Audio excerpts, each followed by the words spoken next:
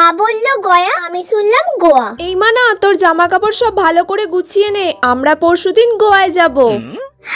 Wow, আমরা পরশুদিন গোয়ায় যাব। মা খুব মজা হবে, তাহলে সবাই মিলে আমরা গোয়ায় যাব। আসলে ওখানে গিয়ে তোর ঠাকমা তো মানত করেছে তোর দাদুর জন্য তপস্যা করবে। ঠাকমা দাদুর জন্য তপস্যা করতে গোয়া যাবে? মাথাটা তো খারাপ হয়ে গেল নাকি? তোর যা জামা কাপড় আছে সব গুছিয়ে নে।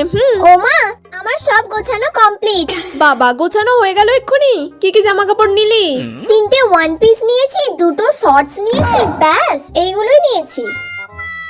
এই মেয়েটার কি মাথাটা তা খারাপ হয়ে গেছে নাকি? ও গয়ায় যাবে, গয়ায় গিয়ে শর্টস পরবে, ওয়ান পিস পরবে। এই সব জামা কাপড় তুই কেন নিয়েছিস? গয়াতে গিয়ে তুই শর্টস পরবি, ওয়ান পিস পরবি? তোর মাথাটা তা খারাপ হয়ে গেছে নাকি? গয়া? আমি তো ভাবলাম গোয়া।